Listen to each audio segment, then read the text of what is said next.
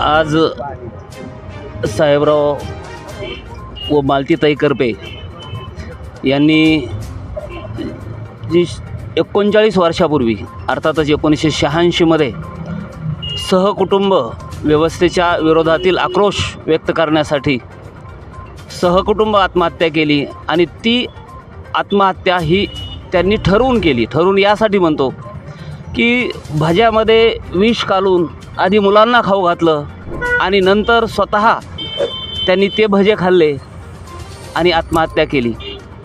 आत्महत्या यासाठी केली की व्यवस्थेला जाग यावी.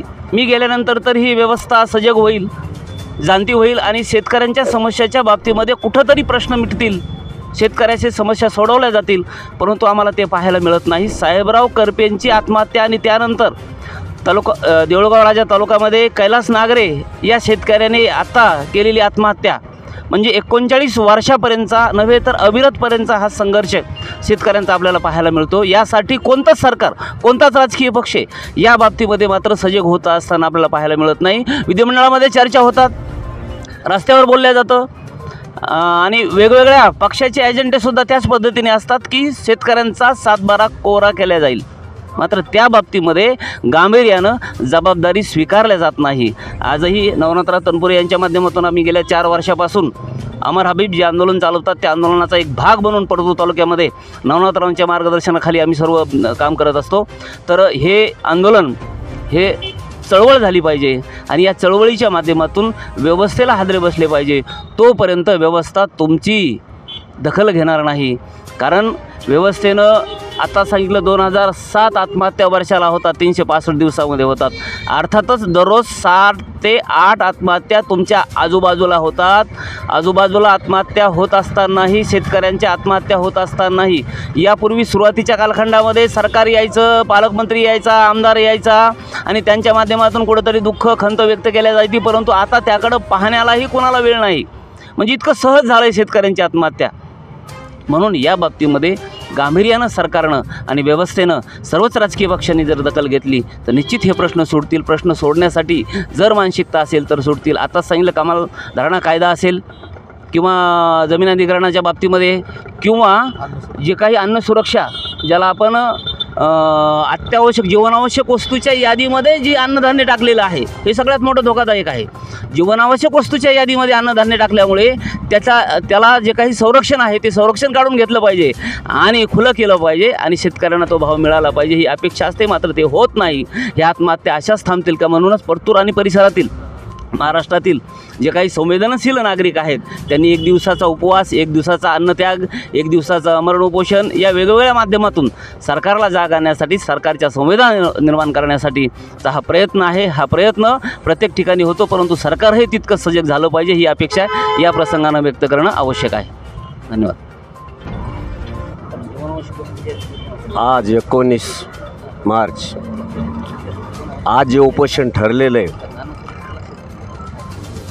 तर साहेबराव करपे जवळपास 40 वर्ष झाले त्याच्या सहकुटुंब आत्महत्या झाली. म्हणजे मी तरी म्हणतो की महाराष्ट्रामध्ये सामूहिक आत्महत्या ही पहिलीच असेल. आत्महत्या करायला एक जबरदस्त कारण असल्याशिवाय कोणी आपला जीव गमावू शकत नाही. त्याला जबरदस्त कारण एवढंच आहे की 40 एकरचा माणूस जर त्याच्यामध्ये वीज बिल भरण्यापुरते सुद्धा खिशात पैसे नसतील तर ही अपमानदायक. फक्त आता अपमान फक्त बळीराजाजवळ आणि शेतकऱ्याजवळच राहिला. बाकी राजकीय पुढारी असो किंवा अजून कुठल्याही क्षेत्रातले दाखव त्याला अपमानाची काही गरज राहिलेली नाही. म्हणून ही गोष्ट न सहन झाली आणि आत्महत्या. बरं 40 वर्ष झाले आत्महत्या झाली ही गोष्ट खरी आहे, परंतु त्याच्यावर काही ना काहीतरी राजकीय पुढाऱ्यांनी लक्ष देऊन थोडंसं मन घालून थोडंसं याच्यात काहीतरी ते शिथिलता आणायला पाहिजे होते, परंतु नाही झाले. त्याच्या फक्त वहाड झाली. राजकीय पुढारी असा आहे की कुठल्याही पक्षाचा राजकीय पुढारी हो साचा जो आहे तो माकडाचा आहे. धातू सोन्याची जरी टाकली तरी तिथं माकडच तयार होत आहे, अशी परिस्थिती निर्माण झालेली आहे. आणि म्हणून ज्या ज्या महत्त्वाच्या गोष्टीकडं समाजाचं लक्ष लागावं, शेतकऱ्याचं लक्ष त्या शेतीमालाच्या भावाकडं लागावा, शेतकऱ्यावर व्हायला अन्यायाकडं लक्ष लागावा याच्याकडचं, किंवा एखाद्या वेळेस मोठा एखादा एक आता देशमुख सारख्याची हत्या झाली तिकडं लक्ष लागावा, या महत्त्वाच्या गोष्टीकडे लक्ष लागू नये म्हणून हे शासन मधात काहीतरी सुटुकणं सोडून देतं आहे की कुठं तरी एखादा हेच खांदायचं, भिताडच खोदायचं, कुठं कायनूच करायचं किंवा हिंदू मुस्लिम वादच. आणि ह्या गोष्टी ज्या आहेत तर ह्या सगळ्या चुकीच्या आहेत. ह्या जरी काही गोष्टी पुढं आणल्या आणि ह्या जरी तुम्ही आग्रहाने दरीलबाणावर धाडल्या तरी या शेतकऱ्याची आत्महत्या थांबणं शक्य नाही. कारण हे सरकार ज्ञानेश्वर महाराजाचा वापर करतं आहे, शिवाजी महाराजाचा वापर करतं आहे, तुकाराम महाराजाचा वापर करतं आहे, परंतु त्यांचं जे सांगितलेलं जे काही महत्त्वाचं जे बोलणं आहे ते मात्र अंमलात आणत नाही. आता ज्ञानेश्वर महाराज म्हणतात सर्वागटी राम द्या देयक, आणि रामाची हत्या करायला निघलेली राम भक्त आहेत काय? रामाची दिंडी काढतात, खुर्ची मिळवतात, मतदान लोकांचं रामाच्या नावाखाली घेतात, शिवाजीच्या नावाखाली, शिवाजी महाराजाच्या नावाखाली घेतात. आणि शिवाजी ज्या शेतकऱ्याच्या बाजीच्या देठाला धक्का लागू नये अशी शिवाजी महाराजाची जी काय धडपड होती त्या शिवाजी महाराजा, अरे तुम्ही आजीच्या देठालाच काय, अरे ज्या शेतकऱ्याचं सगळं मातीबोल त्याच्यावर अन्नधान्य घ्यायला लागले, कापूस घ्यायला लागले, त्याला मातीत घ्यायला लागले, शिवाजी महाराजाचं नाव भाडव्यावर तुम्हाला घेण्याचा अधिकारसुद्धा नाही आहे.